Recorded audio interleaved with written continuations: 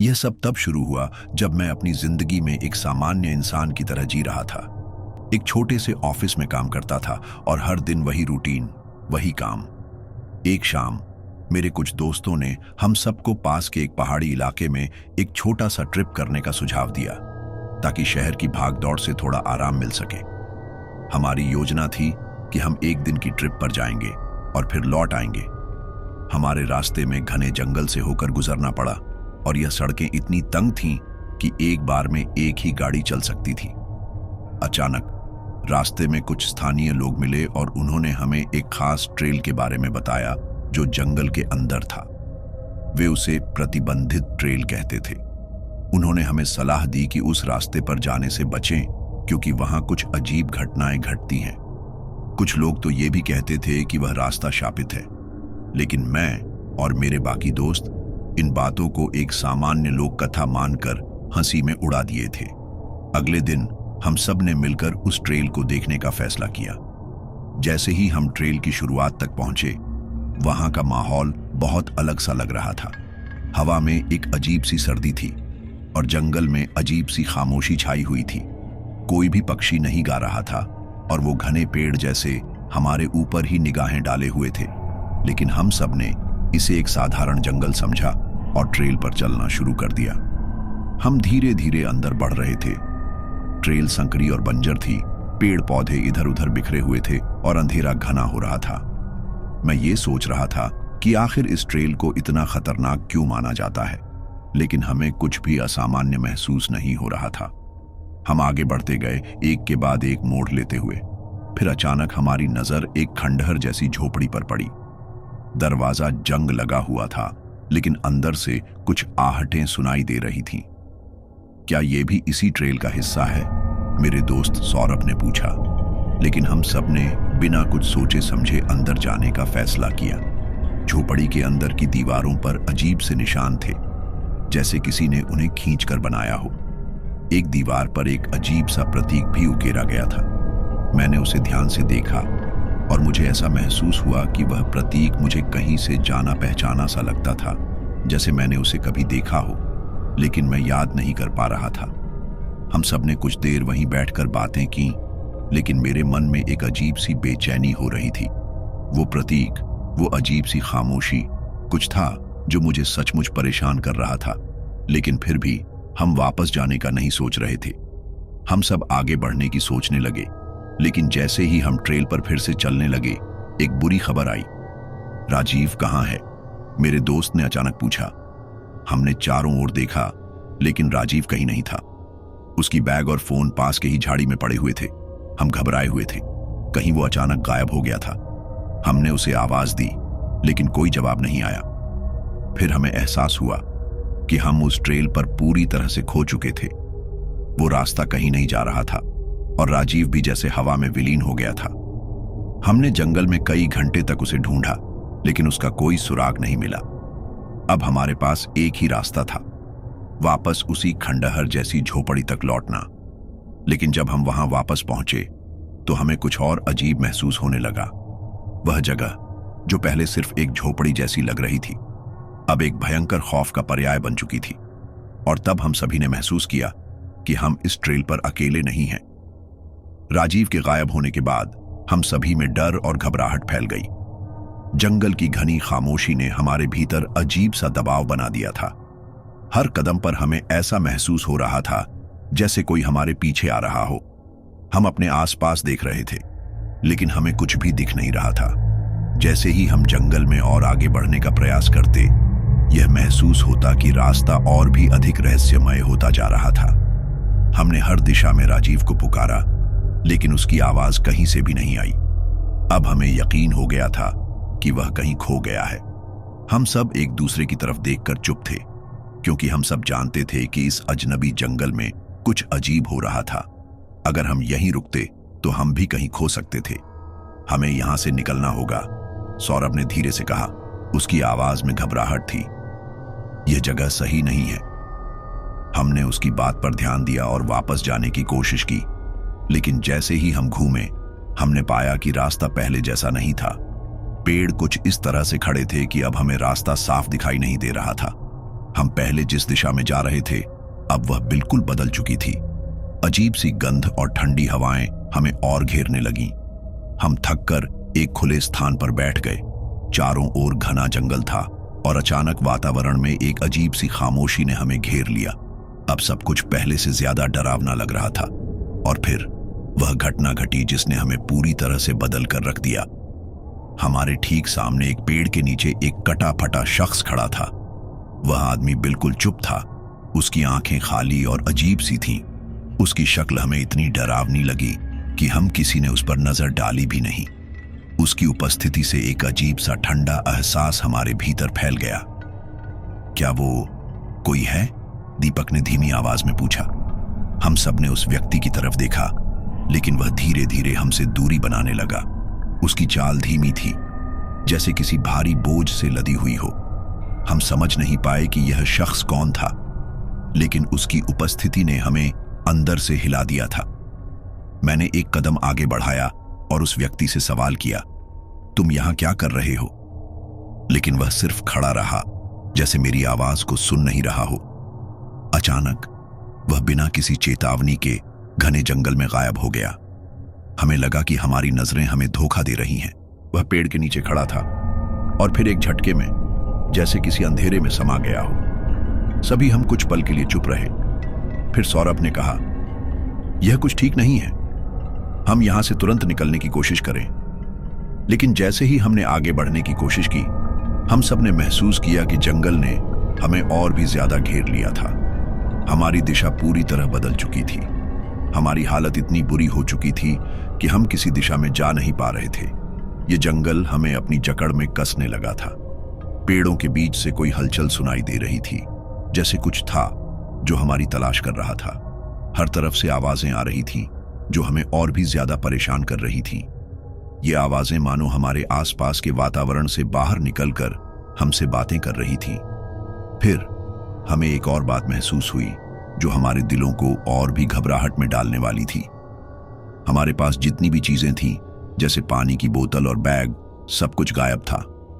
हमें यह समझने में वक्त नहीं लगा कि कुछ तो है जो हमें इस जंगल में फंसा रहा है, जैसे हम खुद ही किसी बड़े जाल का हिस्सा बन गए हों। हमने फिर से रास्ता ढूंढने की कोशिश की, लेकिन जितना आगे बढ़ते गए जंगल उतना ही घना होता गया।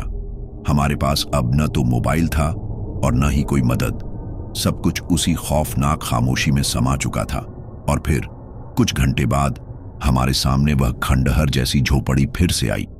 हम सब हैरान थे, क्योंकि हम इसे पहली बार के मुकाबले और भी डरावना महसूस कर रहे थे। यह जगह मानो किसी और दुनिया से जुड़ी हुई थी। जब हम अंदर गए तो जो हमने देखा वह हमें पूरी तरह से हिला दिया।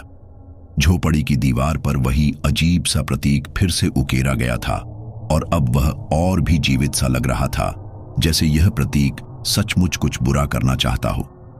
हम चारों का दिल धड़क रहा था और हमें एहसास हुआ कि हम फिर से उसी जगह पर लौट आए थे जहां से सब शुरू हुआ था। हमने सबको समझाया कि हमें यहां से निकलना चाहिए, लेकिन तभी हम में से एक, दीपक, अचानक से बेहाल हो गया। उसकी आंखें सूजी हुई थीं, चेहरा डर से पीला था और वह बड़बड़ाते हुए कह रहा था, वो हमसे नहीं छोड़ेंगे। वह अचानक से अपने पैरों पर गिर पड़ा।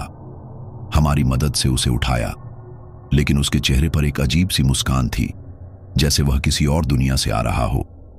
उसकी आंखों में कोई पहचान नहीं थी, जैसे वह किसी और का हिस्सा बन चुका था। हम घबराहट में उसे छोड़कर बाहर भागे, लेकिन जब हम बाहर निकले तो देखा कि वह अजीब आदमी फिर से सामने खड़ा था, अब और भी पास। हम नहीं जानते थे कि वह कौन था, लेकिन उसकी नजरें और उसकी अजीब सी चुप्पी अब हमें यह समझने पर मजबूर कर रही थी कि हम केवल यह नहीं देख रहे थे, हम अब उस ट्रेल के हिस्से बन चुके थे। लेकिन जब तक हम और आगे बढ़ पाते, हमारा रास्ता पूरी तरह से बंद हो चुका था। हमारी हालत अब इतनी बुरी हो चुकी थी कि हमें यह समझ में नहीं आ रहा था कि आगे क्या किया जाए।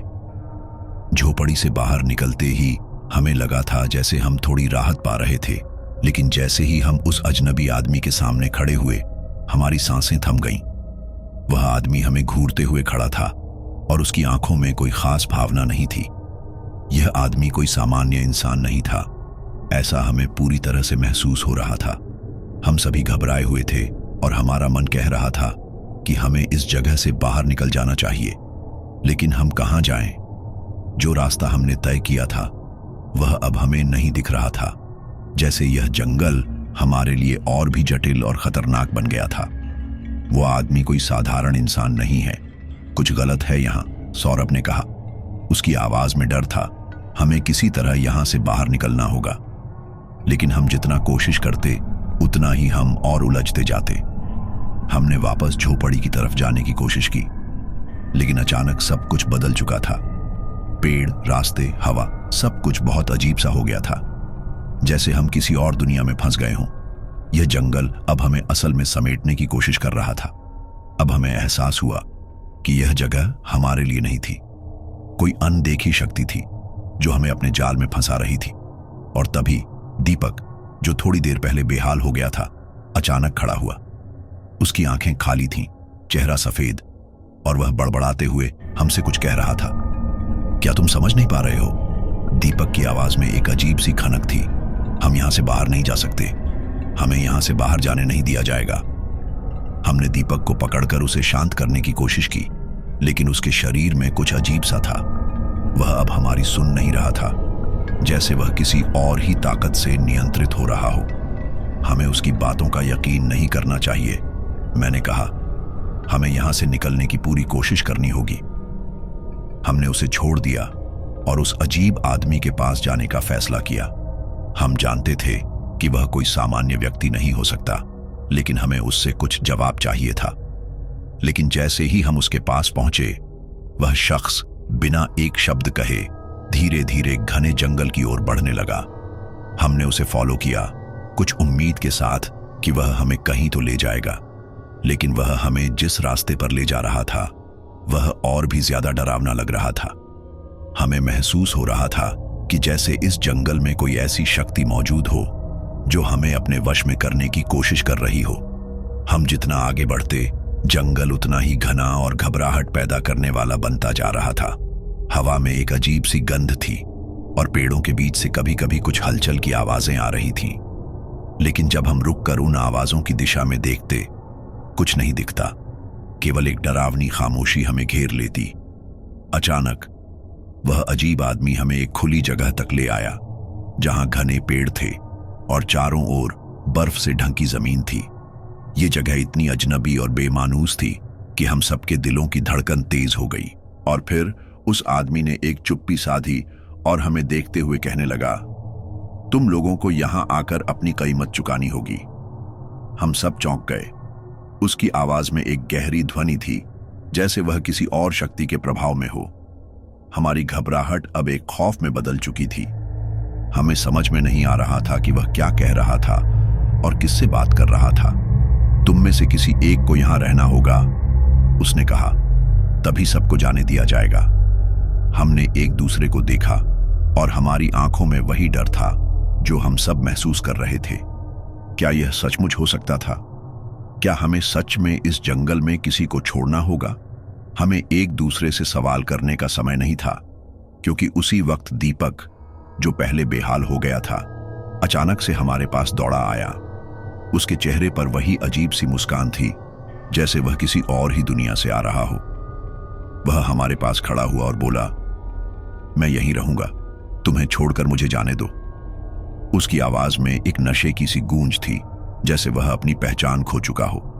हम सब चौंक गए। क्या दीपक सचमुच यह कह रहा था? लेकिन इससे पहले कि हम कुछ समझ पाते, वह आदमी फिर से बोला, तुम नहीं समझ रहे हो, तुम सब इस जंगल का हिस्सा बन चुके हो, यहां से कोई भी बाहर नहीं जा सकता। और तभी हम सभी ने देखा, वह आदमी धीरे धीरे हमारे सामने से गायब हो गया, जैसे वह हवा में विलीन हो गया हो। हमारा दिल धड़कने लगा। हमें महसूस हुआ कि हमें वह सब दिखाई दे रहा था जो हमारी नजरों से बचा हुआ था। हर कदम पर हमें यह एहसास हो रहा था कि हम किसी जाल का हिस्सा बन चुके थे, एक ऐसा जाल जिसे हम कभी नहीं समझ पाए थे। हमने दीपक को फिर से पुकारा, लेकिन वह अब हमारी बातों का जवाब नहीं दे रहा था।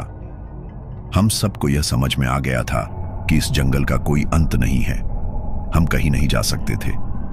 हमने सोचा कि शायद हम कभी बाहर न निकल पाएं, और तभी हमारी आंखों के सामने एक और डरावनी चीज हुई। दीपक की आंखें अब पूरी तरह बदल चुकी थीं। वे खाली और अपारदर्शी हो गई थीं। उसकी मुस्कान और भी डरावनी हो गई थी और वह हमारे पास आकर धीमे से बड़बड़ाने लगा, तुम अब मेरे साथ हो, हम सब यही हैं। हमने फिर से जोर से पुकारा, दीपक तुम क्या कर रहे हो? लेकिन वह अब बस खड़ा था। उसकी आंखें हमारी ओर थीं, जैसे वह हमें अपनी गिरफ्त में लेना चाहता हो। और फिर एक पल में वह पूरी तरह से गायब हो गया, जैसे वह कभी था ही नहीं। अब हम चारों ने महसूस किया कि हम इस जंगल से कभी बाहर नहीं निकल पाएंगे। ये जंगल हमें अपनी गिरफ्त में ले चुका था। हमारे पास कोई रास्ता नहीं था और हमारी उम्मीद अब पूरी तरह से टूट चुकी थी। और फिर अचानक हमने देखा कि पेड़ों से एक अजीब सी हलचल हो रही थी, जैसे कोई हमारे पास आ रहा हो। हम चुपचाप खड़े थे और जैसे ही हम मुड़े, हमें ऐसा महसूस हुआ कि हमारी तरफ कोई बहुत बड़े कदमों से बढ़ रहा है। हमने धीरे धीरे मुड़कर देखा और जो दृश्य हमारे सामने आया वह हमारी जिंदगी का सबसे खौफनाक पल था। एक अजीब सी छाया हमारे सामने थी जो धीरे धीरे हमारी तरफ बढ़ रही थी। उस छाया की सूरत अस्पष्ट थी, जैसे वह एक भूतिया आकृति हो जो धीरे धीरे हमारी तरफ बढ़ रही थी। हम सभी बिना एक शब्द कहे बस खड़े रहे। हमारी आंखों में घबराहट, डर और अनहोनी का खौफ था। जैसे ही वह छाया और पास आई, हमें उसकी हंसी सुनाई दी। वह हंसी इतनी खौफनाक थी कि हमारी रीढ़ तक ठंडी हो गई। तुम लोग अभी भी नहीं समझ पाए। वह छाया अचानक बोली, तुम जंगल में हो और जंगल कभी नहीं छोड़ता। हम सब एक दूसरे को देखने लगे। हमारे पास अब कोई जवाब नहीं था। हम सब लगभग निःशक्त हो चुके थे, जैसे हमारे अंदर की सारी ताकत खत्म हो गई हो। उस रहस्यमय आकृति ने धीरे धीरे अपनी पूरी शक्ल दिखानी शुरू की और फिर एक झलक में ही हमें समझ आ गया कि यह कोई साधारण आदमी नहीं था। यह उस जंगल का हिस्सा था और शायद वह जंगल की एक अजीब और खौफनाक ताकत का प्रतीक था। तुमसे अब कुछ नहीं हो सकता, वह हंसी के साथ बोला। तुम अब हमारे साथ हो, अब तुम कभी बाहर नहीं जा पाओगे। हम सब अवाक थे। हमारी आंखों में डर के अलावा कुछ नहीं था। हम एकदम से फ्रीज हो गए थे। फिर उस अजीब से व्यक्ति ने हाथ बढ़ाकर हमारी तरफ इशारा किया। जैसे ही वह इशारा किया, हमारी दुनिया पूरी तरह से बदल गई। चारों ओर घना अंधेरा फैल गया और हमें एक अजीब सी खामोशी ने घेर लिया। मैंने देखा कि सामने का दृश्य जैसे धुंधला हो गया था। जो पेड़ हमें पहले असल में दिखाई देते थे, वे अब सिर्फ काले साए में बदल चुके थे। हवा भी थम सी गई थी, जैसे यह पूरा जंगल एक अजीब सी शक्ति से घिरा हो। और फिर एक पल में ही हम सब पर वही अजीब सी ऊर्जा महसूस होने लगी जो हम पहले महसूस कर चुके थे। उस ऊर्जा के साथ हमें यह महसूस हुआ कि हम कहीं भी जाएं, हम उस जंगल से बाहर नहीं निकल सकते। यह जंगल किसी को बाहर नहीं जाने देता। उस छाया ने फिर से कहा, तुम में से एक को यहां रहना होगा और जो भी यहां रहेगा वह इस जंगल का हिस्सा बन जाएगा। हमने एक दूसरे को घबराहट के साथ देखा। अब हम पूरी तरह से उस जगह में घिर चुके थे। कोई रास्ता नहीं था, कोई उम्मीद नहीं थी। और तभी अचानक से हमें एक जोर की आवाज सुनाई दी। ये आवाज उस आदमी की थी जो हमें जंगल में फंसाने के लिए हमारी तरफ बढ़ा था। उसकी आवाज इतनी डरावनी थी कि हमारी दिल की धड़कन एकदम रुक सी गई। अब तुम सब कुछ जान चुके हो, वह आदमी बोला। तुम सबको अब मेरे साथ रहना होगा, क्योंकि यह जंगल किसी को अकेला छोड़ता नहीं और तुम जो भी बाहर जाने की कोशिश करोगे वह तुम्हें खुद ही रोक लेगा। हम सबके मन में एक ही सवाल था, क्या हम सचमुच इस जंगल से बाहर नहीं जा सकते? क्या हम अब यहां हमेशा के लिए फंस गए हैं? हर विचार हमारी समझ से बाहर हो गया था, लेकिन वह आदमी अब हमारे सामने खड़ा था और उसकी हंसी ने हमें यह समझा दिया था कि हम अब उसकी पकड़ में थे, हम उससे बच नहीं सकते थे। तभी सौरभ ने जैसे किसी नई उम्मीद के साथ कुछ बोला, हम इससे बाहर निकल सकते हैं, हम सब मिलकर एक रास्ता ढूंढ सकते हैं। लेकिन वह आदमी अब और भी खौफनाक हो चुका था। वह घूरते हुए बोला, तुम लोग नहीं समझ रहे हो, यह जंगल तुम्हारा अंत होगा। अब तुम में से किसी को यहां रहना होगा। हम सब ने एक दूसरे को देखा और समझ गए कि हम सब इस वक्त किसी ऐसे मोड़ पर खड़े हैं जहां से लौटना असंभव हो सकता था। दीपक, मैंने चिल्लाया, तुम ठीक हो? दीपक के चेहरे पर वही अजीब सी मुस्कान थी और उसकी आंखें अब पूरी तरह से खाली हो चुकी थीं। वह हमारी तरफ देखता हुआ बोला, तुम अब यहां हो और तुम बाहर नहीं जा सकते। वह कुछ भी समझने के लिए तैयार नहीं था। उसके चेहरे पर जो मुस्कान थी वह हमें डराने के लिए काफी थी। उसके बाद हमें कुछ सुनाई दिया। यह आवाज किसी और दिशा से आ रही थी। एक गहरी खतरनाक साइलेंस के बीच हमें हलचल सुनाई दी। हम चारों एक दूसरे से घबराए हुए थे और हमारी आंखों में वह डर था जो हम शब्दों से नहीं कह सकते थे। फिर एक और पल में वह आवाज और भी करीब आ गई। कोई साया सामने से तेजी से बढ़ रहा था। एक खौफनाक दरिंदगी के साथ वह साया हमें देख रहा था। फिर वह तेजी से हमारी तरफ बढ़ने लगा। हमने अपनी आंखें बंद कर लीं। जैसे ही हम ऐसा करते, हमें वो साया और पास आ गया और फिर अचानक हमारी आंखों के सामने वही अजीब शक्ल उभरी जो हमसे पहले टकराई थी। उसका चेहरा अब और भी भयावह हो चुका था और उसकी मुस्कान कुछ और ही खौफनाक हो गई थी। वह हमें देखकर बोला, तुम अब मेरे हो, अब कोई भी नहीं बच सकता।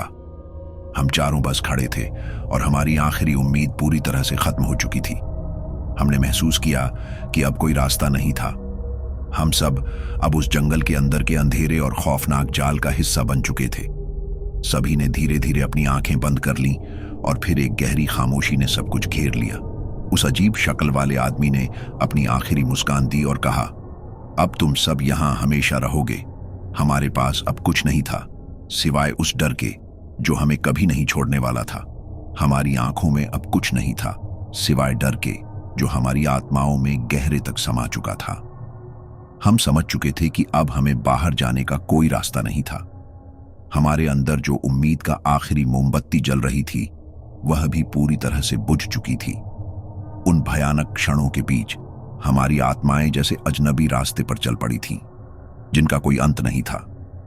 हमने जो अपनी जिंदगी में कभी नहीं सोचा था वही अब हमारी सच्चाई बन चुका था। वह आदमी जिसकी शक्ल अब पूरी तरह से बदल चुकी थी, एक जंगली साए की तरह हमें घूर रहा था। उसकी मुस्कान अब और भी भयावह हो चुकी थी, जैसे वह हमें किसी प्रकार के शापित मुक्ति की ओर धकेल रहा हो। हमने किसी तरह हिम्मत जुटाने की कोशिश की और सौरभ की तरफ देखा जो गहरी सांसें ले रहा था, लेकिन उसकी आंखों में वही डर था जो हम सभी में था। हम सब अब एक अदृश्य घेरे में थे जिसे तोड़ पाना असंभव सा लगता था। तुम लोग जो चाहे करो, उस शख्स ने अपनी हंसी के साथ कहा। अब तुम्हारा कोई भी रास्ता बाहर नहीं जाएगा। उसके शब्द हमारे दिलों में जैसे सुई की तरह चुभ गए। हमारी जिंदगी की सारी उम्मीदें उस घने अंधेरे में डूब चुकी थीं। हम जितना सोचते उतना ही बुरा लगता। और फिर कुछ पल बाद हमें और भी एक अजीब सी खौफनाक आवाज सुनाई दी जो हमें पूरी तरह से विचलित करने वाली थी। जैसे ही हम उस आवाज की ओर मुड़े, हमें सामने एक नया दृश्य दिखा। वह दृश्य हमारा दिल घबरा देने वाला था। एक अजीब सी हलचल सामने आ रही थी, जैसे धरती में कुछ उखाड़ने की कोशिश हो रही हो। हमें लगा कि शायद यह हमारी आखिरी घड़ी है, लेकिन उसी पल हमने देखा कि वह शख्स अब हवा में तैरने लगा था। उसका शरीर धीरे धीरे हवा में उड़ा और फिर अचानक वह हवा में डूबने लगा। वह दिखने में अब किसी भूत या प्रेत की तरह था जो अपनी धुंधली रूप में धीरे धीरे गायब हो रहा था। हमें अब समझ में आ गया कि यह जंगल किसी और ही दुनिया का हिस्सा था और यह कोई सामान्य जगह नहीं थी। हम जहां खड़े थे वहां हम कभी नहीं लौट सकते थे। दीपक, जो पहले से ही निश्चिंत सा था, अब बुरी तरह घबराया हुआ दिख रहा था। उसके चेहरे की रंगत पूरी तरह बदल चुकी थी। उसकी आंखों में अब केवल खालीपन था, जैसे उसकी आत्मा कहीं खो गई हो। वह धीरे धीरे हमारी तरफ बढ़ा और बिना किसी शब्द के बोला, हम अब यहां हमेशा के लिए हैं। सौरभ ने अब अपनी आवाज उठाई, ये क्या हो रहा है? क्या हम सचमुच यहां कभी बाहर नहीं जा सकते? उसने अपनी आंखें बंद कर लीं और सिर झुका दिया। उसकी हालत और भी खराब हो चुकी थी। हम समझ रहे थे कि अब हम सिर्फ अपनी तकदीर से लड़ रहे थे, लेकिन कोई फर्क नहीं पड़ रहा था। हमारी लड़ाई हार चुकी थी और हम केवल अपनी मौत को देख रहे थे। फिर अचानक हवा में एक हलचल हुई और सारा जंगल जैसे झूमने लगा। पेड़ झूलने लगे जैसे किसी अप्राकृतिक शक्ति से प्रभावित हो। धरती हिलने लगी और हम सब में से कोई भी इस स्थिति को समझ नहीं पा रहा था। फिर एक तेज आवाज आई, जैसे कोई आकाश फट रहा हो। हमें लगा जैसे पूरा जंगल अपनी जड़ों से उखड़ने वाला हो। सूरज की रोशनी अब गायब हो चुकी थी और वह अजीब सा साया फिर हमारे पास था। उसकी आंखों में अब और भी खौफनाक चमक थी, जैसे वह किसी शैतानी शक्ति का प्रतिनिधित्व कर रहा हो। वह धीरे धीरे हमारे पास आया और हमें उसकी ठंडी सांसें महसूस हो रही थीं। तुम समझते हो कि तुम बाहर जा सकते हो? उसने हमारी तरफ देखा और कहा, तुम सब अब यहां का हिस्सा हो। तुम्हारी आत्माएं अब हमारे साथ हैं। अब कोई नहीं बच सकता। उसके शब्द हमारी आंखों के सामने गूंज रहे थे। हम सब एक एक करके घबराए हुए थे, लेकिन फिर भी हमें उम्मीद थी कि शायद किसी तरह हम बच जाएं। लेकिन उसी पल एक भयानक चीख हमारे कानों में गूंजने लगी। यह चीख किसी इंसान की नहीं, बल्कि किसी असाधारण शक्ति से आने वाली थी। यह चीख किसी मनुष्य की नहीं, बल्कि उस जंगल के सबसे गहरे राज का प्रतीक थी। हम सब डर के मारे चिल्ला पड़े, लेकिन वह चीख धीरे धीरे हमारी आवाजों को दबा रही थी।